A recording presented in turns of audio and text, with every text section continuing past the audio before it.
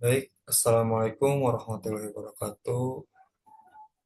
Sebelumnya izin perkenalkan diri, nama saya Christian Rizky Latif Ferisa dengan NPM 23 10.057 dari kelas D.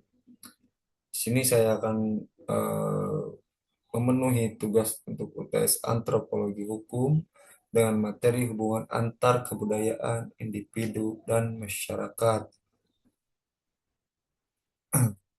Baik, saya akan lanjut dengan materinya. Nah, di sini ada pengertian antropologi.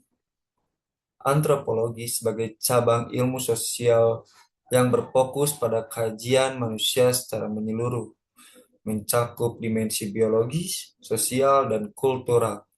Dalam kerangka ini, manusia tidak hanya dipahami sebagai individu yang berdiri sendiri, tetapi juga sebagai bagian integral dari sistem sosial yang lebih luas. Pendekatan yang digunakan dalam antropologi bersifat holistik, yakni melihat manusia secara utuh dalam berbagai aspek kehidupannya.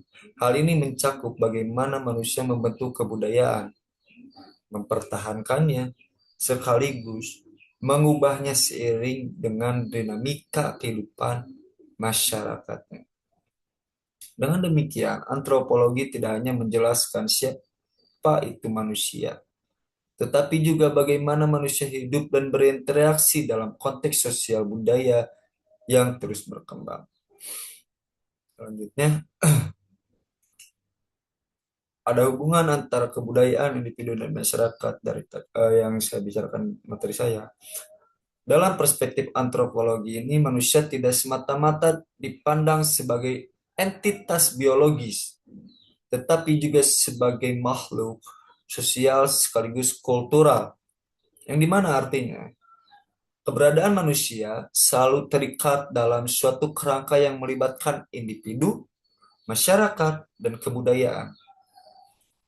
Ketiga elemen ini tidak berdiri sendiri, melainkan berinteraksi secara dinamis dan timbal balik sehingga membentuk suatu sistem sosial yang kompleks.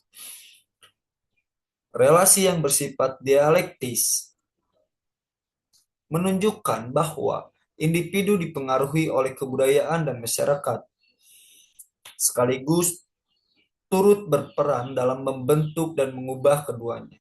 Oleh hal itu, memahami keterkaitan antara kebudayaan, individu, dan masyarakat menjadi kunci penting untuk membaca dan menganalisis berbagai dinamika kehidupan sosial secara lebih utuh dan mendalam. Nah, di sini ada konsep kebudayaan dan konsep individu. Di dalam konsep kebudayaan, antropologi yaitu dapat dipahami sebagai keseluruhan sistem yang mencakup gagasan, tindakan, serta hasil karya manusia yang diperoleh melalui proses belajar. Di dalamnya tercakup nilai, norma, hukum tidak tertulis, adat istiadat, bahasa, hingga berbagai simbol yang menjadi acuan dalam berperilaku. Jika dikaitkan dengan konteks hukum, kebudayaan dapat dimaknai sebagai living law, yakni hukum yang hidup, tumbuh, dan berkembang di tengah masyarakat. Artinya, kebudayaan tidak hanya berperan sebagai penanda identitas sosial, tetapi juga berfungsi sebagai instrumen yang secara nyata mengarahkan dan mengatur perilaku manusia dalam kehidupan sehari-hari. Nah, di dalam konsep individu, hal ini merupakan aktor utama, aktor yang paling penting dalam kehidupan sosial memiliki rasionalitas, kehendak bebas, serta tanggung jawab atas setiap tindakannya. Dalam perspektif hukum, individu ditetapkan sebagai subjek hukum yang melekat pada hak dan kewajibannya. Meski demikian, kebebasan individu tidak bersifat mutlak. Kebebasan tersebut selalu berada dalam batasan-batasan yang ditentukan oleh norma sosial dan kebudayaan yang hidup di masyarakat. Dengan demikian, individu tidak dapat dipahami secara terpisah, melainkan selalu berada dalam pengaruh dan kerangka sosial kultural yang membentuk cara berpikir dan bertindaknya. Selanjutnya di sini ada konsep masyarakat, yang di mana nih konsep pada masyarakat ini dapat dipahami sebagai suatu kesatuan sosial yang terbentuk dari individu-individu yang saling berinteraksi dalam kerangka sistem yang terorganisasi. Di dalamnya terdapat nilai, norma, dan berbagai aturan yang berfungsi menjaga keteraturan serta keseimbangan kehidupan bersama. Dalam perspektif hukum, masyarakat menjadi ruang aktual berperilaku norma hukum,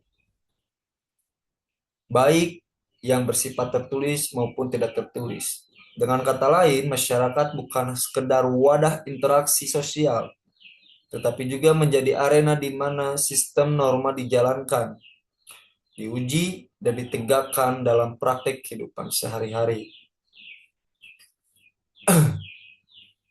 Nah, di sini ada relasi dari kebudayaan, individu, masyarakat, gabungan. Di relasi antara kebudayaan dan individu, ini bersifat timbal balik dan saling membentuk. Di satu sisi, individu merupakan hasil dari proses kultural, kan? Karena nilai dan norma dan pola perilakunya terbentuk melalui internalisasi budaya yang berlangsung terus-menerus. Namun, di sisi lain, individu tidak bersifat pasif.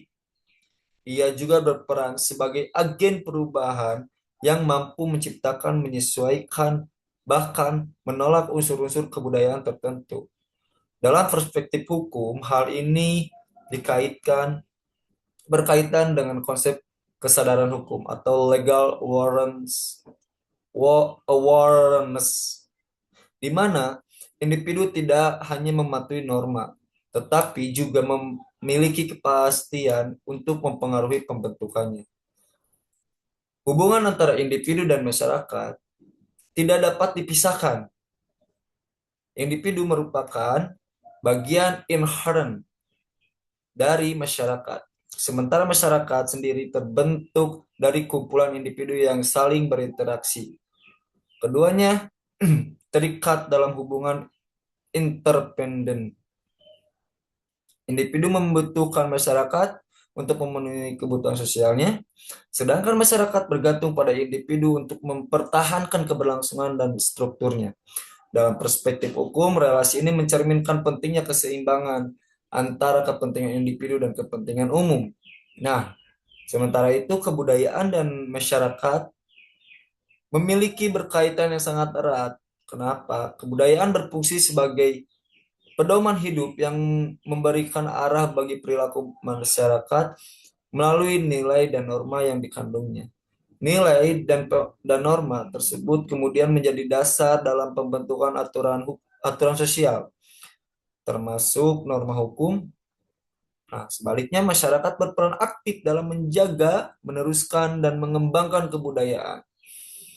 Dalam konteks hukum adat, kebudayaan bahkan menjadi sumber utama loh. Lahirnya norma di sini, norma hukum yang berlaku dalam komunitas tertentu. Nah, selanjutnya di sini ada analisis hubungan ketiganya. Secara konseptual, hubungan antara kebudayaan, individu, dan masyarakat dapat dipahami kan sebagai suatu kesatuan sistem yang integritas. Individu berperan sebagai apa? Sebagai aktor yang mengkualitasikan nilai-nilai budaya dalam tindakan sehari-hari. Masyarakatnya menyediakan kerangka struktural yang mengatur pola interaksi. Sementara kebudayaan menjadi landasan normatif yang memberi arah pada perilaku.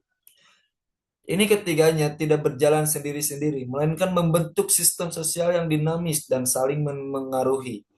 Perubahan pada satu unsur hampir selalu berdampak pada unsur lainnya gitu.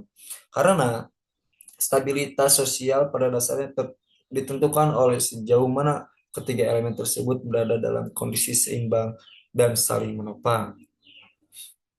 Nah, di sini ada contoh empiris dan implikasi ketidakseimbangannya.